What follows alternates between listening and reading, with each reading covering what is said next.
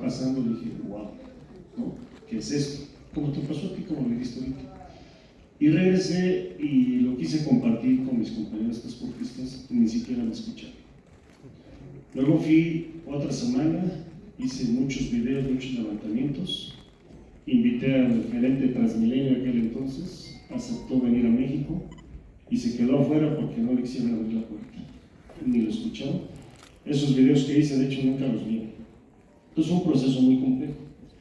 Yo era un transportista siempre inquieto, siempre reaccionando a las cosas que pasaban en la organización, pero como yo trabajaba en gobierno, pues el transportista nunca quiere mover, entonces por naturaleza no me acercaba de mí, y la otra porque siempre señalaba lo que yo pensé que estaba mal.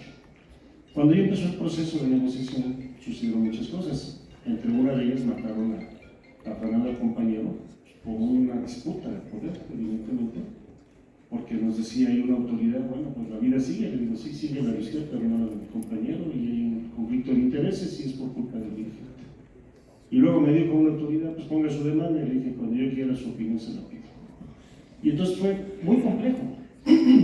Total que cuando llegamos y quedo como titular, como presidente del consejo, pues teníamos muchas complicaciones y decían muchos compañeros, pues hay que ponerlo para que se pelee con la autoridad y luego lo quitamos. Ya pasaron 20 años. Y sí, evidentemente el Consejo de Administración no se reunió con nosotros. A mí me decía en ese tiempo la presidenta actual, Claudia Sheinbaum, dice, ¿cómo es que puedes tener a todos en tu contra? Porque éramos 262 accionistas y yo tenía 261 en contra. Porque estas somos esa especie rara que cuando nos desmayamos, en lugar de volver en sí, volvemos en no. Y a todos le decimos que no. Y a cualquier alternativa que nos puse la autoridad, en automático, sin analizarla, sin revisarla, sin discutirla, siempre nos respuesta es no. Yo creí inmediatamente cuando dije y me di cuenta, es por aquí y le tiene que funcionar a la ciudad. Y entonces nos metimos en un debate interno muy largo, con juntas semanales, todos los miércoles, allá está Heriberto Sandoval, recuerdo muy bien, todos los miércoles, y toda la semana platicando con los transportistas, pero yo era rechazado totalmente en el proceso, muy rechazado.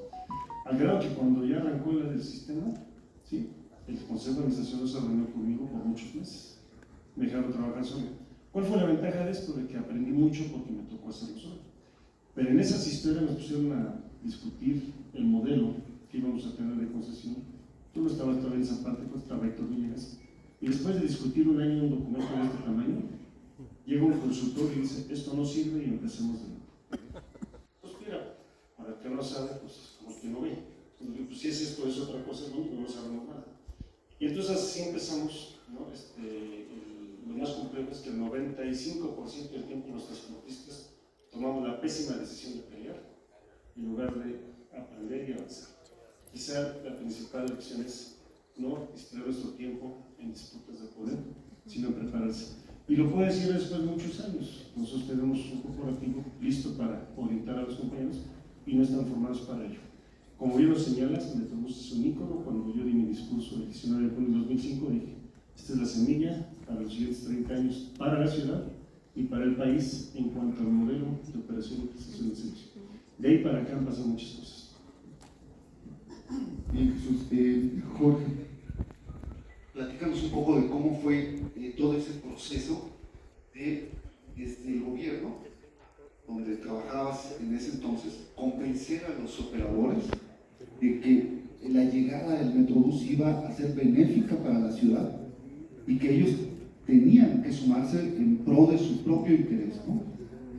Muy bien, buenos días a todos, muchas gracias por la invitación.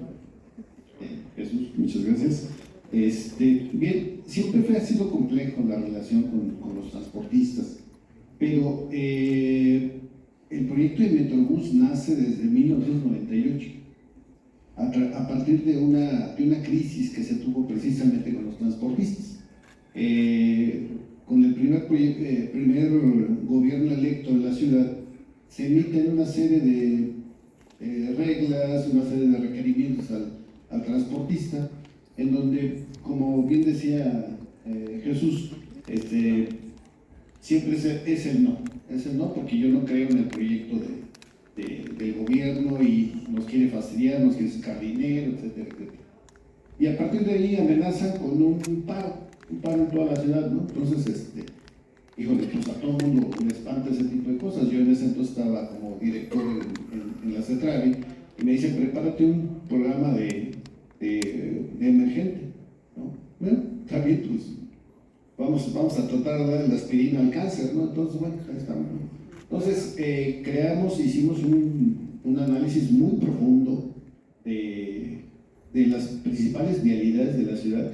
Sacamos en conclusión alrededor de 33 corredores que bajo el diagnóstico que teníamos sobre la concentración de transporte, de rutas, de una serie de cosas, decías, si estos los paran, ya estamos, la ciudad colapsa, ¿no? Y entonces, bueno, para nosotros siempre fue como que ya una vez que ya no fue necesario, porque se llegó a un acuerdo y ya no se hizo el paro, se quedó ahí como un tema ahí, de referencia, ¿no?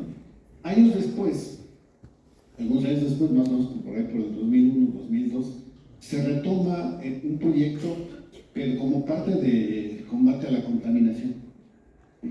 Y obviamente, pues un tema también de mejoramiento del transporte público, ¿no? Entonces, evidentemente, se iniciaba o se trató de iniciar con un primer corredor que era el de Tláhuac-Tasqueña. Sin embargo, había alrededor de 16 diferentes operadores del servicio en ese recorrido.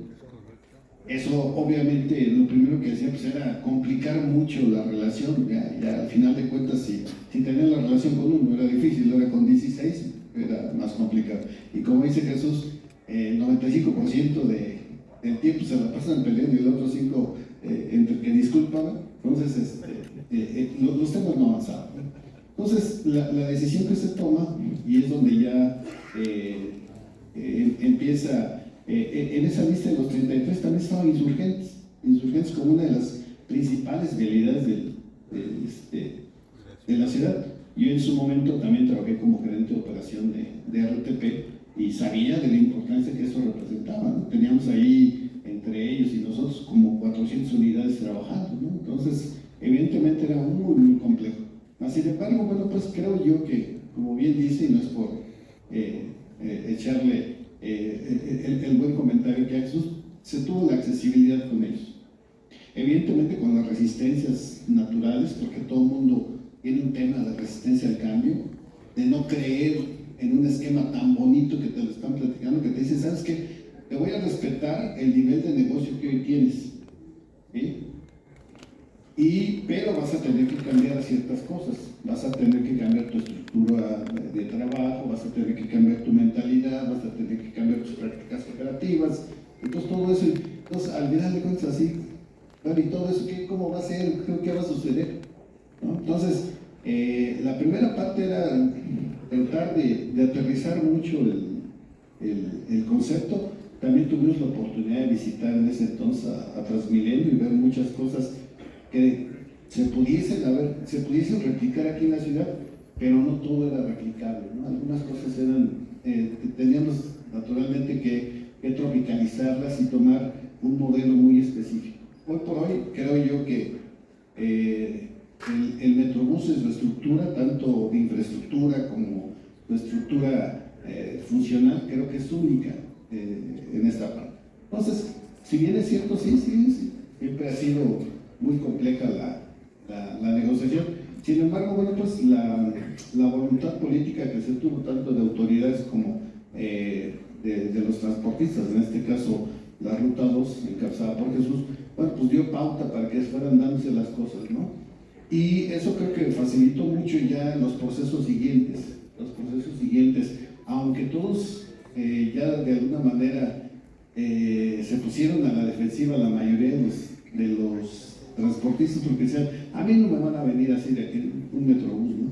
Entonces, bueno, pues, ¿y por qué no? Pues, o sea, al final de cuentas el modelo hombre-camión ya estaba prácticamente agotado, ¿no? Entonces, había que hacer un cambio. La innovación en este tipo en el sector del transporte no solamente representa el cambio de los vehículos, sino también el cambio de actitudes, el cambio de actividades, el cambio de estructuras, una serie de cosas. Entonces, a partir de ahí, siempre que tuvimos la posibilidad de sentarnos a platicar con los transportistas, siempre fue en positivo, ¿no? Tratando de alguna manera de explicar los beneficios que de alguna manera preparaban los proyectos ejecutivos para la infraestructura, etcétera, etcétera, etcétera, pero ya venía la etapa preoperativa que se le llamó en ese momento. Una de las primeras, la primera actividad que tuvimos y que de verdad la recuerdo muy bien, aquí está el ingeniero Fernando Osorio que nos acompañamos en esta aventura, fue preparar el programa de capacitación de los operadores. En estos sistemas, en estas actividades, quien da la cara es precisamente el operador.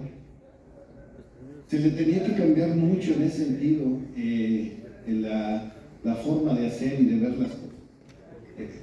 Como quiera que sea, ya quienes estaban participando como los concesionarios, que ya se convirtieron en una empresa, ya empezaban a tener naturalmente otro tipo de circunstancias, pero la parte operativa, la parte de afuera, era la que también importaba mucho. Y la primera actividad, el primer punto que empezamos a ver fue precisamente la capacitación del conductor, no solamente en la parte técnica, sino en la parte actitudinal, en la parte en la que está siendo ya servidor público de alguna manera. Entonces, eso fue muy positivo.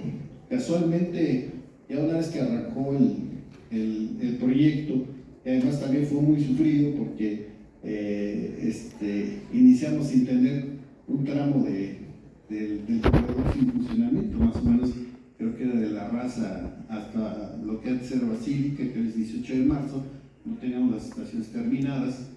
Se tuvieron 3 semanas de gratuidad que verdaderamente fue un infierno. Teníamos miles y miles de pasajeros que no tenían que hacer nada ahí, pero pues queríamos haciendo no nosotros ni los transportistas, sino otros organismos no gubernamentales. Fue precisamente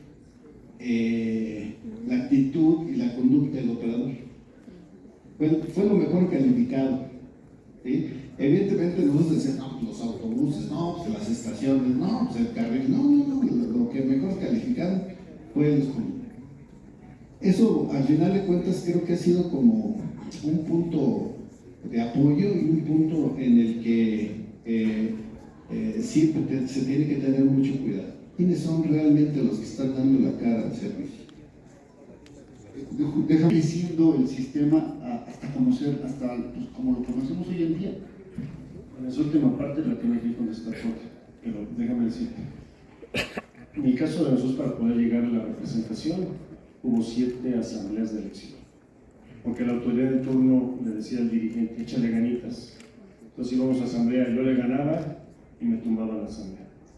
Le ganaba otra vez y me tumbaba, y cuando se les acabó el tiempo, me dijeron, bueno, pues 1, 2, 3, el tiempo se acabó, ganamos otra vez, me lo impusieron como comisario, me impusieron los estatutos, una historia completa. Y el diálogo con el transportista y con el sector era muy difícil, pero habíamos generado algo de confianza porque todo el mundo estaba en la presión de entrar. Cuando tú dices estos retos de infraestructura, inclusive todavía los tiene a 20 años el parque del cierre, no se ha invertido mucho en eso, tuvo mucho que ver la entereza, la disciplina y la visión de la doctora Schick, que ahora es presidente. Porque yo recuerdo en una reunión que le dijo el presidente Luis Manuel, no cuentas ni con obras ni cuentas con transporte. O sea, no cuentas con la Secretaría de Movilidad en ese tiempo de transporte, ni cuentas con la Secretaría de Obras. Sí, no tienes dinero, si lo quieres hacer, consíguelo y hazlo. Y lo hizo. Y entonces, evidentemente, encontramos este tipo de deficiencias. Lo hizo porque estaba echado para adelante y yo creo que coincidió con alguien como nosotros que estábamos echados para adelante. Eso fue fundamental. En el arranque hubo un conjunto de definiciones, por ejemplo, discutíamos en ese tiempo con el ingeniero si eran 3 puertas o 4. Decían 3 porque el sistema óptimos de León traía 3 y nosotros decíamos pues 4 como en el metro, ¿no? Porque la inspiración del BRT pues es un metro que abre las puertas y las cierra a nivel de plataforma. Así viene desde Curitiba. Pero tenemos esos debates, ¿te acuerdas? Y están midiendo el tiempo de ciclo de la apertura y cuando yo decía por puro sentido común, 4 entran en ser más rápido que 3. Pero así tuvimos muchos. Luego, pues me decían, no, ¿para qué corbata? Pues los muchachos déjalos que anden. Yo dije, no tienen que andar de corbata. Luego los autobuses que pedimos, yo les quité una fila, ¿no? Porque las damas cuando iban adentro del autobús estaba muy estrecho, la verdad es que era muy incómodo para ellas transitar en el autobús. Y yo como concesionario privado les quité una fila para que circularan mejor. Y la opinión de la contraparte en ese tiempo de gobierno fue pues que le quite Jesús las que quiera, al fin que sus carros van a ir más llenos. Y yo nunca pensé en eso, yo pensé que la gente tenía que ir más cómoda. Entonces fueron pasando muchas cosas.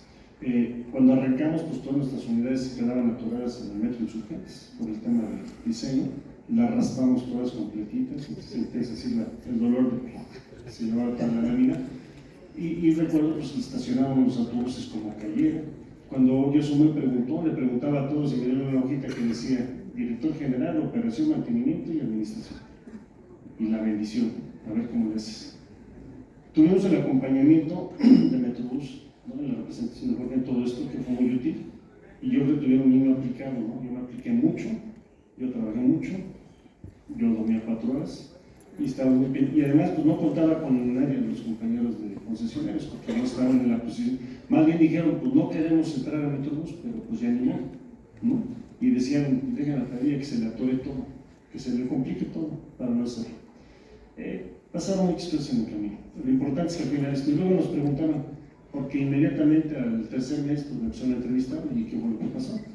Dice, oye, es que va muy rápido el usuario. No, el usuario no va más rápido. Lo que pasa es que tú vas a una velocidad de 15 o 20 y el otro está parado. Tu percepción es que el otro, ¿no? Iba avanzando más rápido. Y también siempre he dicho que lo que modifica los comportamientos, infraestructura, escultura, pues es el modelo. Siempre pongo de ejemplo el operador, que arriba del Metrobús, capacitado y profesionalizado, no puede traer el teléfono, no va a la torta, no va leyendo, no trae al cachaco ni a lo que le decimos el pollo, ¿no? Al acompañante. No puede hacer nada de eso, solo debe de conducir. Pero si ese operador profesional no le alcanza su recurso y después de una jornada tiene que irse a un microbús, sí se va a mimetizar a todos los demás. Y va a tener que echarle la mirada a otro para ganar pasaje, ¿no? Y va a tener que convertirse en lo que son nosotros. Entonces, no es malo el operador, es malo el modelo. Y entonces nos echábamos la culpa que si el líder, que si la autoridad, que si el chofer, que si el otro. Y en realidad pues es una tarea de todos. Tiene que haber una postura colaborativa de aprendizaje, también de piso parejo para poder discutir entre iguales lo que necesita la ciudad. Y una vez que arrancamos, pues Metrobús iba en construcción. La verdad es que también nosotros, Jorge, de este lado tuvimos un equipo con arturios que podían hablar su idioma de manera muy rápida y arrancamos muy bien. De hecho, la segunda línea que arrancó, donde aquí está Héctor, pues fue un día de campo, tú arrancaste como si nada, ¿no? Ni se notó el cambio, ¿no? Entonces, fue el aprendizaje. En materia de la expansión es evidente que un modelo, ¿sí? Cuando es efectivo, es eficiente y es bueno, se tiene que replicar y eso le tocó a Jorge. Y para ello, sin duda, hubo pues mucha voluntad política, porque esta semana, precisamente en el espacio que conduzco yo todas las tardes, parte de la discusión ha sido lo que está ocurriendo en Yucatán con un sistema de transporte innovador que ha sido bien recibido por la sociedad, porque pues, son autobuses modernos, que consideran a las personas con discapacidad, con carriles dedicados, eléctricos algunos, en fin, son de los pocos en el país que además cumplen con notificar. Estructura, sí, evidentemente, con la primera línea, como organismo público, como organismo regulador, fuimos aprendiendo muchas cosas, ¿no? No hacerlas con deflector, por ejemplo, ¿no? Ya obligadamente cada línea que teníamos que hacer tendría que tener concreto hidráulico, porque evidentemente eso ayudaba mucho en el tema de no solamente que el servicio se mantuviera constante, sino también en el cuidado de los autobuses, la suscripción, las llantas, una serie de cosas, ¿no? Entonces, todos esos aprendizajes se fueron dando, ¿no? A lo largo de toda esta situación. Y como vuelvo a repetir, yo creo que la labor y la actitud que tuvimos en el primer corredor y el éxito que se fue presentando al respecto, dio mucha pauta para que en los siguientes corredores, no es que fueran tersos, pues no, sino al final de cuentas ya se tenían más argumentos para poder discutir sobre si la conveniencia o no conveniencia de estas situaciones, ¿no? Aquí está el licenciado Héctor, que con él estuvimos negociando mucho tiempo el tema de la extensión al caminero, ¿no? Entonces, y después, algo que fue también muy importante, de pronto en el corredor 1 llegaban nada más hasta Gálvez, los del caminero nada más llegaban hasta Gálvez y ya, y la gente bajaba y nos reclamaba, oye, ¿por qué no esto? ¿Por qué no aquello? El tema de pronto fue sentarnos, Jesús, juntarnos con Héctor y ponernos de acuerdo para que, ¿sabes qué? Vamos a hacer que pase de un lado al otro. Temas como esos, al final de cuentas, que ya son muy finos, que ya son muy propios de la organización, de cómo se opera, fueron los que le han dado éxito a esa parte. Posteriormente, bueno, pues una de las convicciones que se tuvo fue Insurgentes ha sido todo un éxito, sigue siendo un ícono, yo creo que a nivel mundial. Hoy por hoy yo creo que debe andar más o menos por ahí por los 550,000, casi 600,000 pasajeros transportados con una flota, creo que más o menos como de 180 autobuses. Muy pocas líneas del metro a veces alcanzan esos niveles, ¿no? Entonces, a partir de esa situación, pues se adelantaron, se empezaron a hacer estudios para el siguiente corredor, la línea 2, que fue el eje 4, ¿sí? Posteriormente, ya que se estaba preparando todos los proyectos ejecutivos, se empezaba a hacer los otros estudios para el siguiente corredor. En fin, eso fue lo que ayudó mucho en ese sentido, a que se fue teniendo una planeación y una previsión anticipada. Estoy terminando de hacer el proyecto y estoy terminando de hacer también la parte de la infraestructura, pero además estoy iniciando estudios. Entonces, esa consecución de actividades claves en el desarrollo del proyecto fueron los que dieron la posibilidad de que en los años más o menos como 17, 18 años, aproximadamente, se hicieran 8 líneas, por ejemplo. Y que nos da pues una muestra de la solidez del Metrobús Ciudad de México, porque hay sistemas de BRT en el país que se han echado a andar en los estados, en algunos estados, y que han sido un fracaso y han tenido que ser reconstruidos casi desde el inicio y volver a la negociación, y apenas van saliendo a flote, ¿no? En algunos estados, tanto del norte como del sur del país. Por supuesto, no hay garantía del éxito, pero yo creo que sí hay puntos que son claves. Una de las cosas que nosotros tuvimos mucho cuidado en el momento de desarrollar cualquiera de los corredores fue tener una certeza muy grande sobre la demanda que íbamos a mover, ¿sí? Muchos de los sistemas que desafortunadamente han tenido problemas han adolecido de la certeza sobre la demanda. Es decir, y de pronto, por ejemplo, en lugar de comprar 25 autobuses, que eran los que realmente se necesitaban, pues llegaban a comprar 50, y entonces esos huecos financieros, pues, ¿de dónde los podías subsanar si no había los ingresos suficientes, ¿no?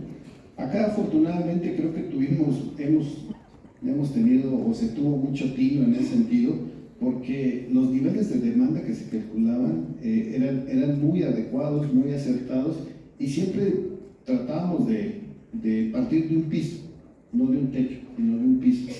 Lo mínimo que se necesita para poder arrancar un sistema es esto. Y a partir de ahí era que se dimensionaba la flota, se establecía el número de estaciones, los requerimientos del sistema de recaudo. Hace aproximadamente, no sé, creo que 8 o 9 años fue cuando iniciamos con el tema del centro de control, ¿no? Pero antes era la regulación a pie, que le llamamos, ¿no? Tabla, radio y darle, pues, ¿no? Y todo el tema de la conciliación semanalmente era un ejercicio de acuerdo muy fuerte con las empresas, y particularmente con la de Jesús, porque pues era la empresa más grande, ¿no? Y entonces al año, no sé, en ese entonces eran como 6, 7 millones de kilómetros los que recorría sus flotas, ¿no? Entonces semanalmente era estar ahí. Entonces fueron procesos que nos fueron dando mucha enseñanza, que nos fue enseñando también que tienes que hacer la planeación, la previsión, estudios, proyecto, construcción, ¿no? Entonces, para que estos logros que se tuvieron, hoy se tenga un sistema muy robusto y yo creo que le cambió en muchos sentidos la cara a la ciudad, ¿no? Jesús, ¿cómo se han ido resolviendo, hablando de innovación, los problemas que se fueron presentando a lo largo de la operación del corredor Insurgentes en estos años? Es decir, el crecimiento de la demanda, la saturación de las unidades, de repente los reclamos del público de que hacía falta frecuencia de unidades que no eran suficientes y creo que a la fecha siguen siendo, pues no sé si insuficientes, pero van las unidades en ciertas horas pico muy complejas de operar, ¿no? La hora de las confesiones. Recuerdo 3 elementos cuando nació Metrobús. Voy a contar la historia sin haberla preparado por la vía completa. Sí, en tema de dimensionamiento nos faltó flota.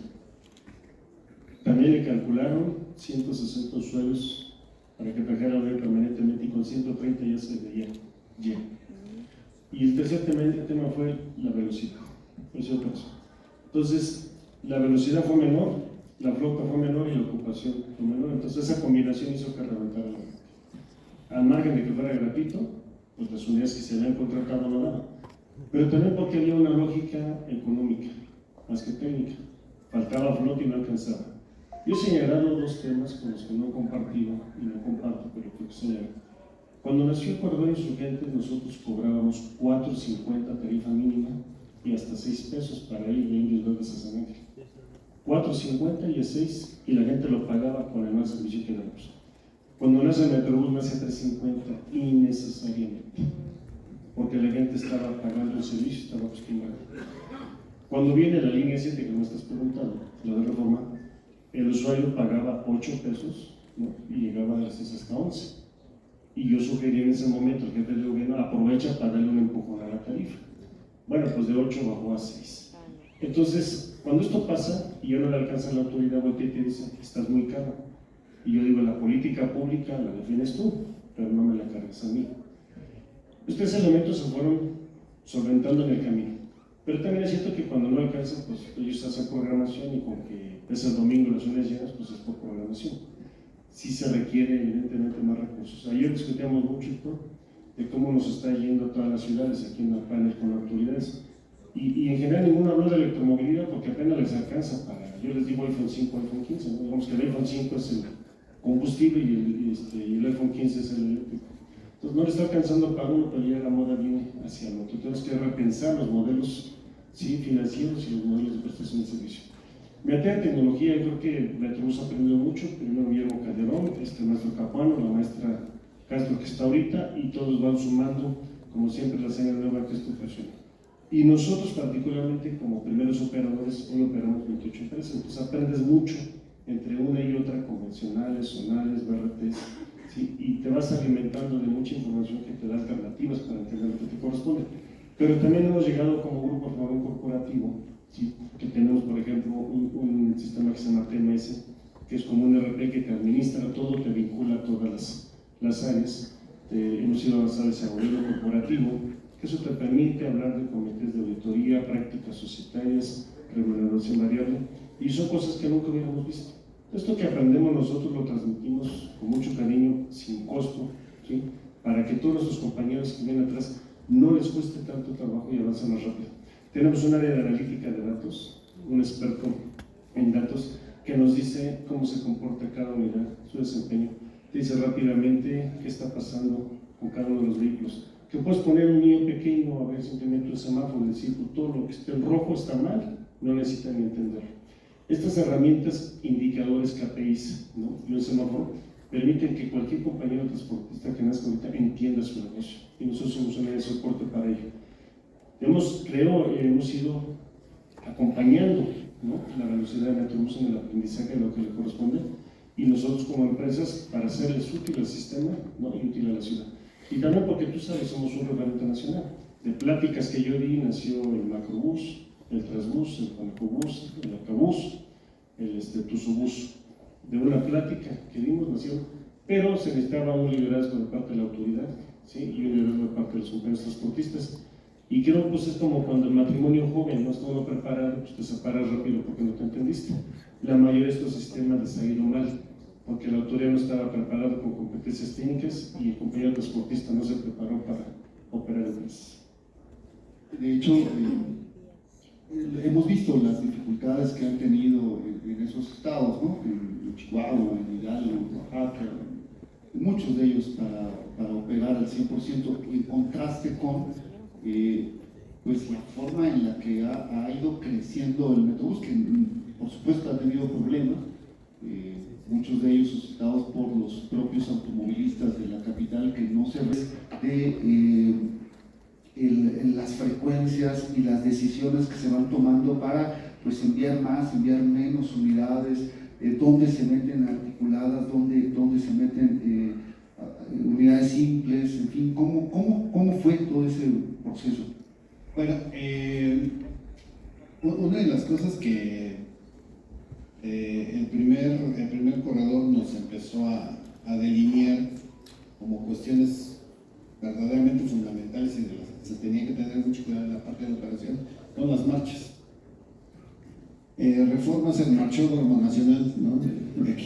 del país, entonces al año hicimos algún registro, teníamos alrededor de 350 marchas al año, ¿no? entre protestas de un estado, de situaciones diferentes, ¿no? Entonces siempre muy respetables, pero obviamente pues te trastornan mucho la vida cotidiana. Entonces, a partir de ahí fue como empezamos mucho. Vuelvo a repetir, nosotros iniciamos a regular el servicio con cable y radio. Entonces, eso nos enseñó mucho para saber qué era lo que necesitábamos en temas de tecnología, ¿no? Porque de pronto te llegaban los tecnólogos, no, mira, yo te pongo uno que te va a decir hasta qué talla es el operador. No me sirve, pues. Ya teníamos muy dado cuáles eran nuestras necesidades. Y a partir de tener un cálculo muy adecuado sobre la demanda y su comportamiento, en qué momento era la hora de máxima demanda, a qué horas bajaba, a qué horas volvía a retomarse, etcétera, etcétera, el diseño operativo tenía que corresponder a eso. Y entonces, complementariamente, teníamos un sistema de supervisión que no solamente estaba atento a que en todo momento los autobuses estuvieran saliendo, sino cuando había una contingencia había que atenderla. Entonces, la oportunidad que eso nos daba, evidentemente la tuvimos que trasladar también al tema tecnológico, ¿no? Para saber cuántos autobuses te quedaban de un lado, cuántos autobuses te quedaban del otro. Temas, por ejemplo, soy muy cotidiano, pero es muy complejo a veces. De pronto, por ejemplo, decíamos, no, pues tuvimos todo el día marcha, porque tuvimos a los maestros, tuvimos a la sección no sé qué cosa, a los de la protesta fundamental, etcétera, etcétera. La tuvimos todo el día. Entonces está completamente descompuesto el servicio. Los autobuses que terminan en la parte del sur están en el norte y los que terminan acá.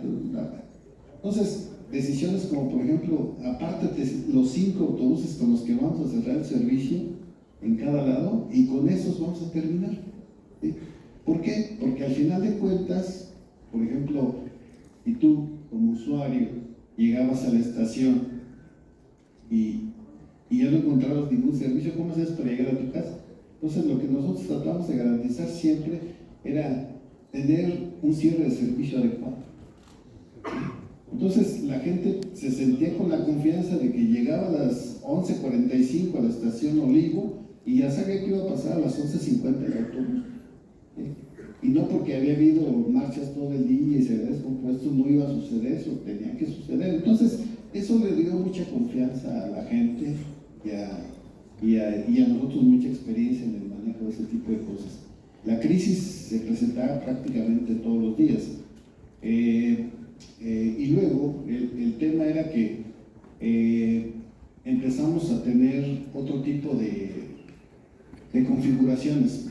Los BRT siempre se han de alguna manera conceptualizado como los grandes autobuses, las grandes estaciones, el carril confinado, pero nos llegó un reto que se llamó Línea 4, ¿sí? En el que se conectaba Buenavista a un punto de concentración muy grande, atravesaba todo el centro histórico con todo lo que eso representaba, ambulantes, restricciones de construcción, limitaciones en cuanto a las calles, una serie de cosas, pues, y en primera instancia se conectó con San Lázaro. Eso al final de cuentas, ¿qué nos vino a traer? Una experiencia diferente. ¿Por qué? Estaciones diferentes, autobuses diferentes, operación diferente. Y luego nos piden, ¿sabes qué? Tienes que hacer un servicio al aeropuerto. Entonces, evidentemente, conjuntamente con todas estas innovaciones, con estas cosas, además nos llegan temas de tecnología. Empezamos a operar con, en este caso, Conexión Centro-Aeropuerto, que también es del grupo de CISA, con autobuses híbridos. Entonces, es una tecnología nueva. Ya andábamos en tecnologías de Euro 4, que ya eran bastante avanzadas, y Euro 5, pero empezamos con temas también de autobuses híbridos. Entonces, había que ir acomodando, ir viendo, ir monitoreando cómo iba a ir funcionando ese tipo de tecnología adaptadas al tipo de servicio que estábamos dando. Una de las cosas que tuvimos siempre mucho cuidado y que creo que la siguen haciendo es estar monitoreando de manera permanente el comportamiento de la demanda para irla adaptando. O sea, de pronto, por ejemplo, decías, a ver, el diseño base tiene una ocupación del 80% y una velocidad de tantos kilómetros. Cuando aumenta la demanda, bueno, pues aumentamos el grado de ocupación y aumentamos también la demanda para que con la misma oferta que tenemos de autobuses atiendas un poco más de demanda. Entonces, eso, como quiere que sea, siempre nos dio la confianza de tratar de adaptarnos a los cambios que también la demanda te lo pide, ¿no? El Metrobús en la Ciudad de México.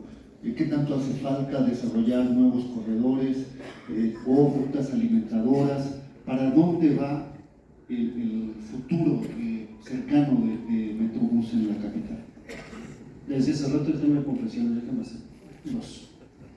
Cuando nace en 2005, Metrobús con articulados, inmediatamente en el 2007 yo le propongo al Metrobús y al gobierno de la ciudad meter vía articulados y dijeron que no. Y entonces yo dije, pues es que es por aquí, pero no me los autorizaban. No me los autorizaban ni el jefe de gobierno, ni el director de Metrobús, ni el secretario de gobierno. Entonces hablé con Volvo y le dije, yo los necesito, no te los puedo vender porque ¿dónde los vas a meter? Y yo los convencí, le dije, mira, hazlos y ahí vamos. Y los pedimos. Y llegaron, y cuando los vio el gobierno me los quitó. Quiere decir que no era tan mala la idea. ¿Te acuerdas? Nos arrebataron, se dijeron, esto es mío. Y me dijo, bueno, pues digo, pesa más allá. Una, dos. Llegó un momento en que se saturaba mucho el servicio, ¿sí? Y yo pedí en aquel entonces 11 autobuses. También por la ley. Y no me los dejaban meter. Entonces, tuvimos que hablar con un amigo para que sacara una nota del metro lleno. Sí, esa nota la filtramos al jefe de gobierno y el gobierno le reclamó al director en ese momento del metro y le dijo, oye, ¿qué está pasando? Van muy llenos, mete más unidades. Y en ese momento me las pidió. Entonces, uno tiene que hacer que las cosas pasen, no siempre pasan solas. Me arriesgué con flota que quizá no me habían dejado meter, luego me arriesgué pidiendo otra flota que igual me pude haber quedado parada con ella. Pero, y esa fue la relación con Jorge y con Metrobús todo el tiempo, ¿no? De abonar. Nos fuimos a Polonia porque estaban los buses de línea 4 y sospechamos que pueden venir raros y fuimos y estaba raro, ¿no? Les faltaban un montón de cosas. Entonces uno tiene que aportar siempre. Mira, el Metrobús está condenado a ser exitoso, ¿sí? Pero su éxito de atención de demanda va a afectar, sin duda alguna, a otros tipo de servicios. ¿Qué tanto se puede expandir? No se puede llegar a un 30%, 35% de la demanda de la ciudad, no lo sé. Yo creo que Metrobús, el metro... ¿Qué tanta demanda atiende hoy en día? Anda como 1.800.000. Sí, pero el metro está en 4.200.000, o sea, tampoco está tan lejos. El Metrobús ha sido muy exitoso y sin duda alguna la línea de Insurgentes. O sea, Insurgentes trae 550.000 usuarios, hay ciudades que traen 300.000, 350, fíjate, Querétaro, ¿no? Te volteas a Sonora con 160.000. Entonces, es impresionante, es para una línea de metro sin duda esa demanda. Vienen más líneas, unas se llamarán Metrobús, otras Trolebús, otras como quieras, pero estos ejes viales que tiene la ciudad, que ya están hechos, tienen condiciones para ello. Sí me parece que todos tienen que avanzar en ese sentido. Con la complejidad que tiene, en el caso, por ejemplo, de Zaragoza, pues incorporar miles de transportistas, pero ahorita vamos a tener en unos días la apertura del Trolebús elevado a Chalco, y hay una incorporación de miles de transportistas ahí a este modelo. Entonces quiere decir que estamos encontrando juntos una fórmula donde el gobierno de la ciudad y el gobierno del Estado de manera metropolitana sí logran un diálogo que permita que esto sea posible. El primer Trolebús elevado también está en Grupo Sisa, como ya se llama. La otra parte también está, la segunda parte que nace ahorita también está con nosotros. Y nosotros cuando vamos aprendiendo, pues compartimos la estructura de costos, ¿no? Y cómo estamos entendiendo el negocio con la autoridad, porque entre más transparencia, más confianza construyes con tu autoridad, más rápido puedes avanzar, ¿no? Entonces, pues cuando tú me dices hacia dónde, yo creo que va a tener posibilidades en los ejes viales que están pendientes, y lo demás se va a tener que conjuntar en las buenas empresas zonales, y lo que vaya quedando se va a tener que juntar con cualquier empresa grande que esté cerca. Sobre todo porque uno habla de la innovación y de todo lo que ha representado Metrobús, pero volteas y esta semana dábamos la noticia del Metrobús frente a Rectoría, frente al Estadio Olímpico, y hoy en día miles y miles de usuarios siguen bajando en Doctor Gálvez, caminando por una banqueta de 60 centímetros para llegar a la universidad, que es absurdo. Es un rector, yo creo que es culpa de un rector, pero pues, me gustaría escuchar su versión. Es muy curioso porque en los estudios que se realizaron en su momento, obviamente había una ubicación de acuerdo con la concentración de demanda que se tenía, ¿no?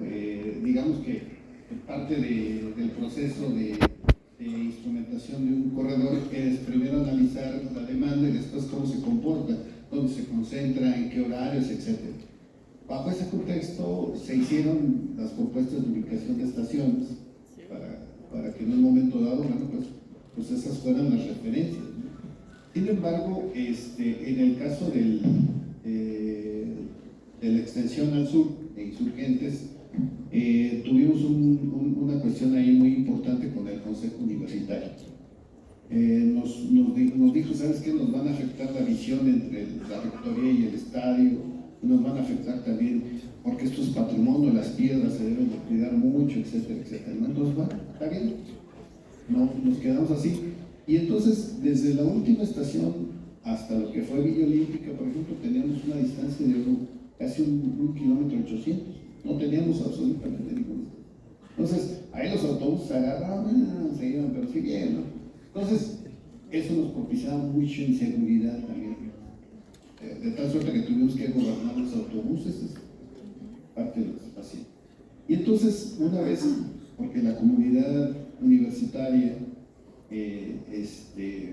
empezó a demandar, se construyó el centro, el centro cultural, se construyó bajo ya el costo y diseño que la universidad propuso, pero la ubicación y la funcionalidad nosotros en su momento la pusimos. Entonces, fue un tema en el que nos sucedió también, por ejemplo, en el Auditorio Nacional con Línea 7. El Auditorio Nacional, como un ícono de la ciudad y como un ícono también del país, decía, no, ¿cómo no vas a poner una estación enfrente de la fachada? Me pierdes toda la perspectiva. No sé. Total, que al final de cuentas, esto también depende de diseño y de integración urbana. Hoy por hoy existe una estación ahí y prácticamente nadie la nota. ¿Por qué? Pues porque la visión del Auditorio Nacional es que muchos de esos temas que son prejuicios y que son visiones que en un momento dado son muy, muy concretas, no quiero decir limitadas, porque sí tienen un rango muy, muy corto, son las que a veces se condicionaban mucho en ese sentido. Y en esa parte también el hecho de poder hacer un Metrobús, un BRT como tal, en toda la ciudad no tiene que ser necesariamente, ¿no? En algunos casos tienen que ser sistemas mucho más ligeros, pero sí tienen que partir de un marco de regulación y de control muy estricto. Lo que decía hace rato la maestra, en el sentido de negocio que no se mide, negocio que no sabe qué está pasando, ¿no? Entonces, en ese sentido yo creo que el principio es que no todo tiene que ser Metrobús, ¿sí? Porque, por ejemplo, dentro de los corredores estratégicos que platicábamos hace rato está Ex Central, que hoy lo opera exitosamente el transporte eléctrico. Entonces, evidentemente, no todos los sistemas tienen que ser de esa robustez, de ese tamaño, pero sí tienen que tener el principio de control, de seguimiento, de regulación. Y yo creo que es la parte que debemos de tener muy claro, que no solamente el Metrobús se debe tener, sino en toda la ciudad, y que además tengan una cuestión de acompañarse, de evolucionar. La evolución, vuelvo a repetir, no solamente es el hecho de comprar autobuses eléctricos o híbridos o hidro. No, la evolución tiene que ver mucho con el tema de actitud, procedimientos, actividades, de estructuración de un nuevo esquema de negocio al interior de las empresas, etcétera, etcétera. Bien, vamos a concluir años el inicio del Metrobús. ¿Con qué concluyes tú de toda esta historia compleja, llena de todos estos incidentes que relatas y un poco hacia adelante? Bueno, primero 20 años de aprendizaje y gratitud para ello. También reconocer en aquel entonces la determinación del jefe de gobierno Andrés Manuel López Obrador, el liderazgo de la secretaria de Medio Ambiente, la doctora Claudia Sheinbaum, y posteriormente cómo se fue dando la expansión de los siguientes gobiernos. Esa visión y esa piedra primero fue fundamental. Y agradecer también a quienes han sido directivos de este importante organismo, el ingeniero Calderón, el maestro Capone y la maestra Castro, y a quienes se han animado, ¿no?, a decirle sí a este tipo de sistemas tan importantes, porque las bondades están a la vista y dejan nada más algunas. ¿Sí? Se ocupa mejor el espacio público, se reducen los tiempos de traslado, hay más seguridad a bordo, se reducen emisiones contaminantes de efecto invernadero, se respeta mucho mejor la imagen urbana y todo esto representa calidad de vida. Y todos tenemos que trabajar centrados al usuario, y si es calidad de vida estamos haciendo lo correcto. Habemos Metrobús para muchos años, para mucho tiempo, tiene retos operativos importantes. La tecnología no se va a detener, va a ser un aliado permanente en todos estos temas, sin duda alguna valiosísimo para ir más rápido, pero ahí estaremos presentes nosotros con mucho entusiasmo. Los transportistas queremos seguir parte de este proceso de cambio, queremos ser protagonistas de esta historia, seguir siguiendo a la ciudad.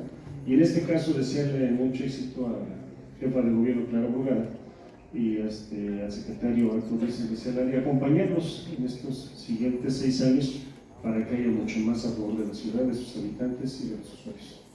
Muchas gracias, Jesús.